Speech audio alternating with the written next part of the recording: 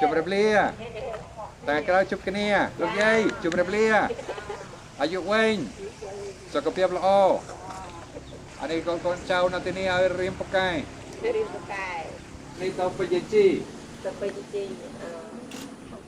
I like to take the photographs because I see so much life that I like to capture, to create friendship, because the best gift that I can give to a Cambodian person is their own photo.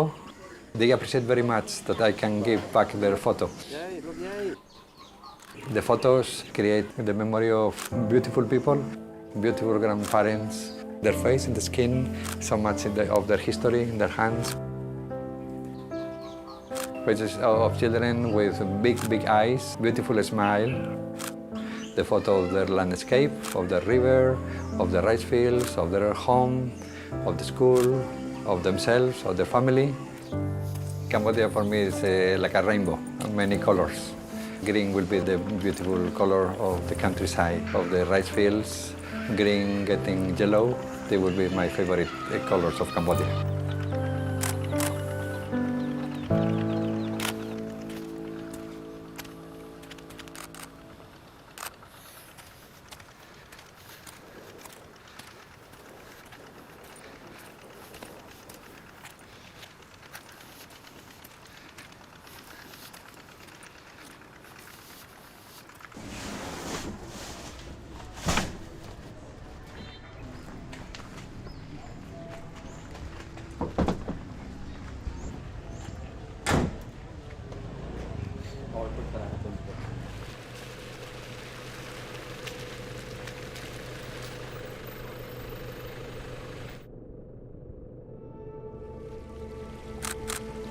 We still have like 200 accidents per year, like 5 accidents per week, and it's terrible. They are hidden in places that only poor people are walking there, because they go to work in the rice fields or in the forest or hunting. The last one that we have here in Arrupe Center is Samet, a little boy who was playing and he had the explosion of a landmine in his hands. Science cat that was very old, so he lost only one arm and the fingers of another, and he lost the view of one eye completely, and the other maybe can see 10%. But when you see that a little tractor going in the countryside with full of people, all poor people going to work in the field, and step on a landmine. These are anti-tank landmines, and big explosion, and maybe 10 people killed, and 6 injured, and maybe 6 families completely destroyed, and people say, why? Ada yang bapa je tahu macam ni? Hello. Sok sabai? Ya mai. Sabai. Sabai. Yen yo rote mau, đáng thế? Đáng rồi. Này cô bapa prap ấy. Dạ. Anh ấy bên cô bapa prap ấy là.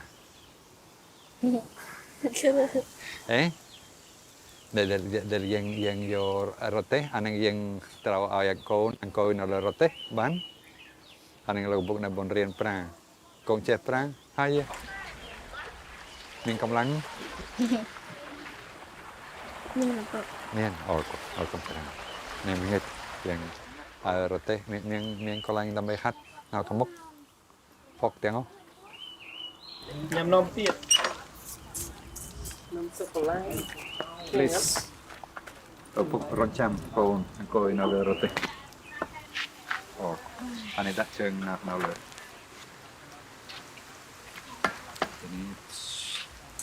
Anh ấy trong.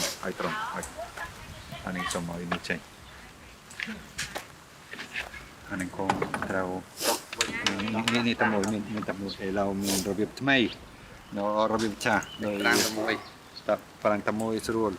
Anh ấy con trao yo dai na kami. Anh ấy padai some percent lagu pokok. Anh ấy yen telia. Ban. Moi tu dai. Ya jangan belajar tahu kanu. Memang kita lapor dulu.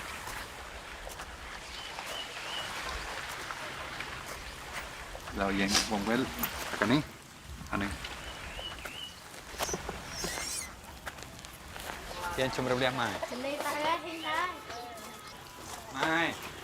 ไม่ชมรมเรียได้ออกคนชราชมรมเรียตั้งแต่ชั้นจบกันเนี่ยชมรมเรียได้ออกกันเนี่ยโอเคมาใกล้ต่อเดินตาวารุเป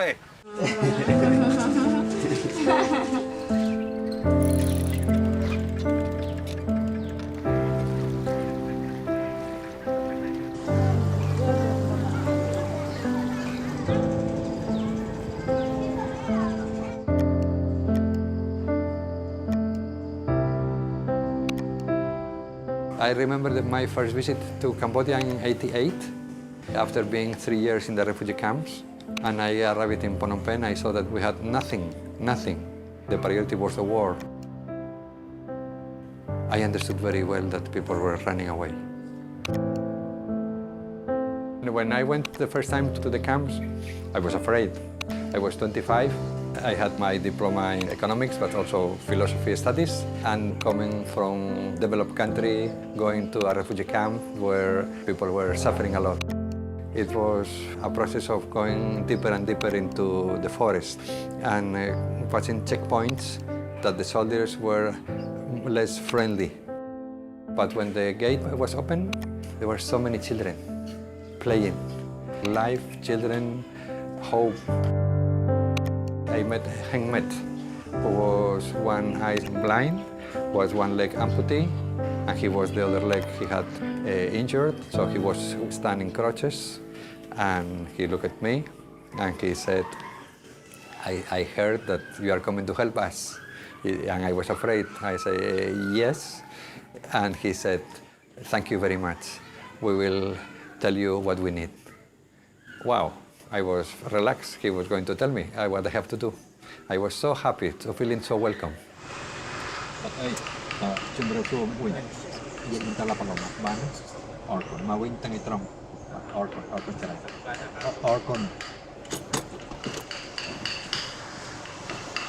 His name is Pat.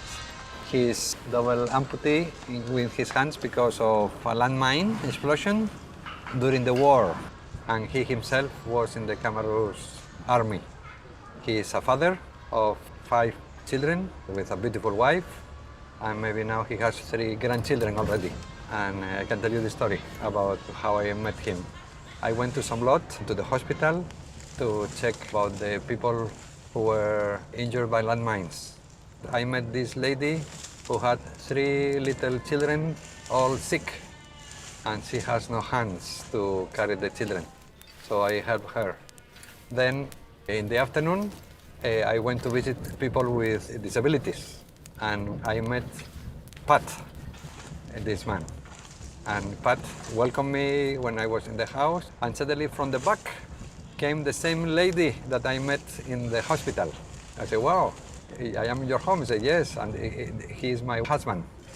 And do you have a job for him? Because now, since he has no arms, he cannot work in the fields. We have many children and we need income.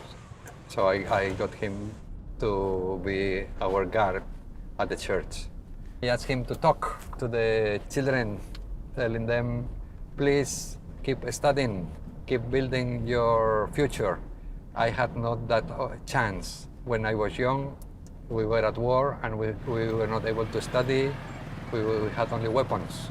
Now you have peace. Please build a new society, a society that has good values, and build a new country. He was very nice, very nice. I was really moved. We are here. Welcome to Textile Center Tul Tanaut. Chumrapsu, Chana Nawina, Bong Chana. Nakana. Orkun Charan.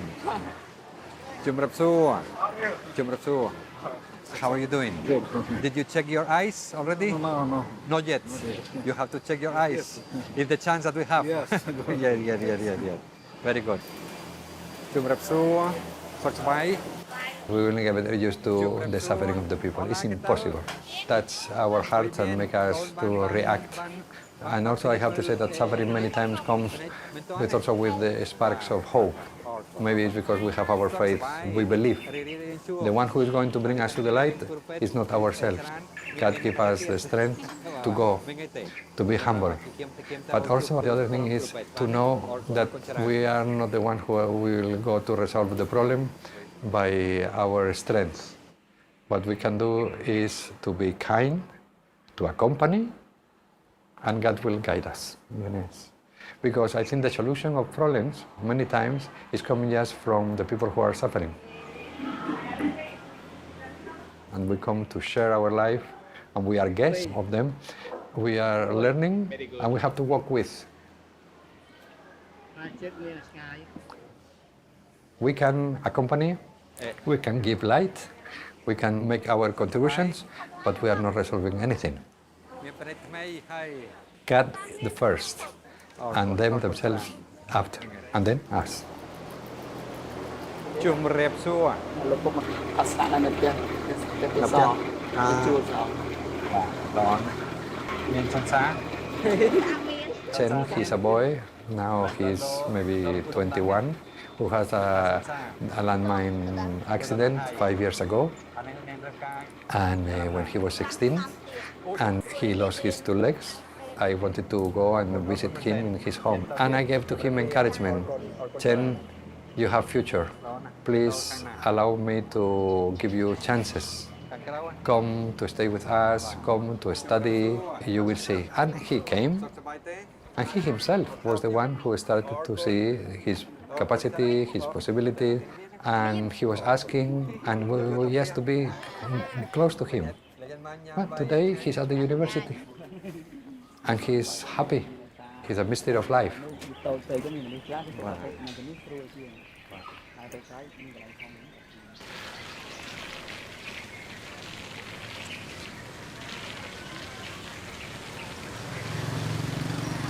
Hello hello ជំរាបសួរសុខសប្បាយទេ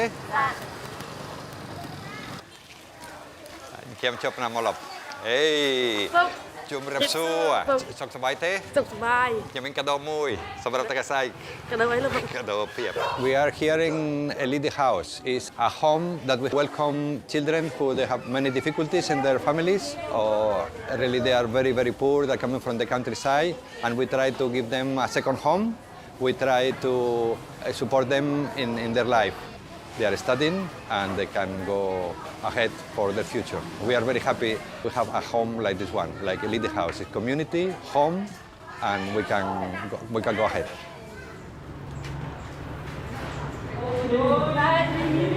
សុខសប្បាយលោក កូនតោហៅទឹកជាមួយខ្ញុំ ទៅ អរគុណច្រើននឹងជួបគ្នានៅទីនោះ បាទលោក អរគុណអរគុណ For example, Cherek, the little boy, we saved him from human trafficking. His father sold him because he needed money for drugs. He was sold with his younger sister to a family at the border in Poipet. In that place, the little boy, he was just serving in the house, doing the laundry, and also collecting garbage on the street to give money to this family. Thanks to the community in Poipet, we could follow him, we could see the situation, and to dialogue with this family to say, you have to give back these children because they are not belong you. They are belong their family in Batamban. And finally, after some discussions, they allow the children to come. So the children now they are here safe. Hello, hello. ជំរាបសួរ អ្នកណាតោហៅទឹកជាមួយលោកពុកអ្នកណាតោហៅទឹកជាមួយលោកពុក សុខសប្បាយទេមិនទេសុខមិនទេសម្បល់លោកមុខសុខសប្បាយទេ អ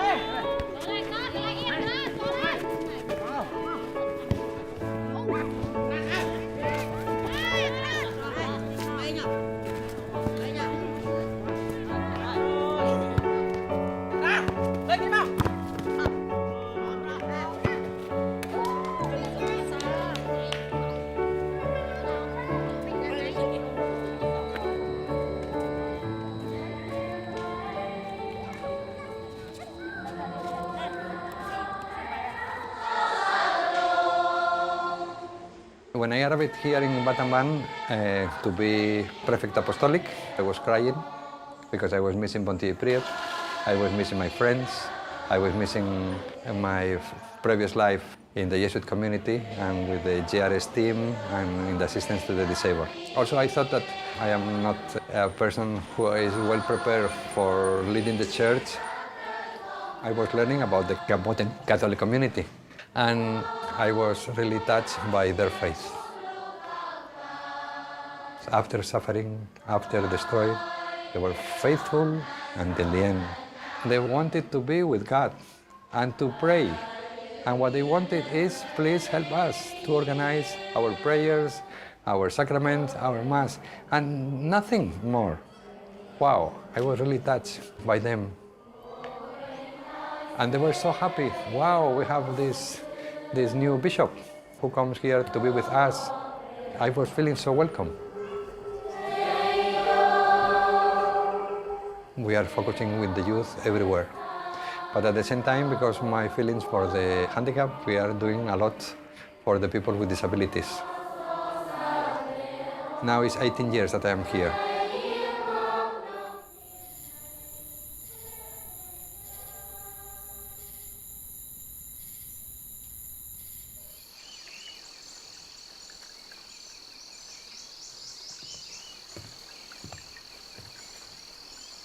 The last 18 years, this Catholic community grew 3 times.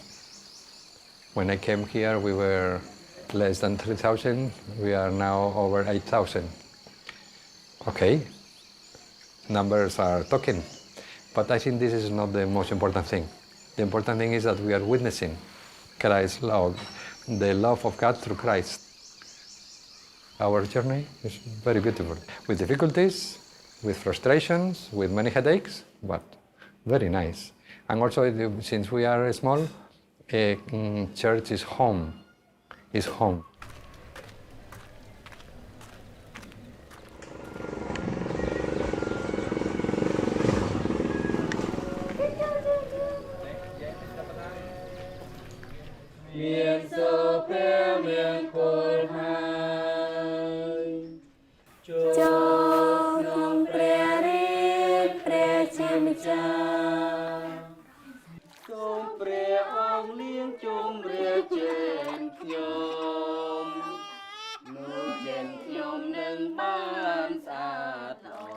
We are nothing. We are few thousands. We are nothing. So it's very good when we are humble and we have very little. And also make us to cooperate with others. The Cambodian society welcome us because they see that we are here for the common good. The word of God is this. And our deeds of compassion, our deeds of good for everyone. With our life is what transforms the people, and they receive the grace if maybe they want to know Christ more or not. And that grace comes if we go and we proclaim that God is love with our life.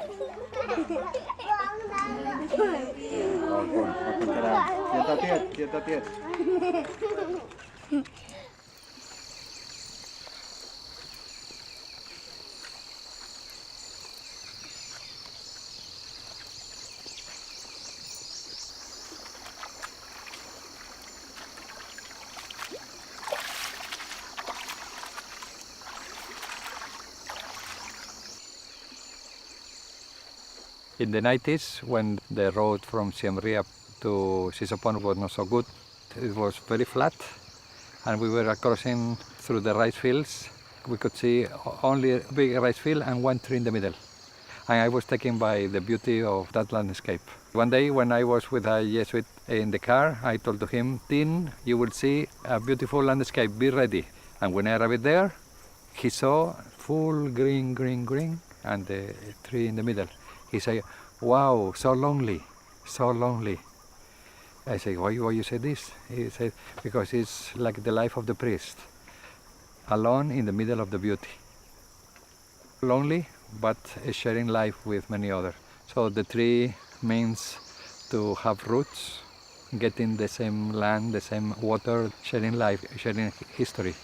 That tree became the symbol of our presence, but also the presence of God, to be faithful to us in the middle of the beauty, in the middle of the loneliness. That tree gives shelter to the cowboys who are passing through, the people working in the rice field. It's a place that the people come and stay there. It's a lonely tree full of friends and full of caring. It's an icon of our presence and our life with the people.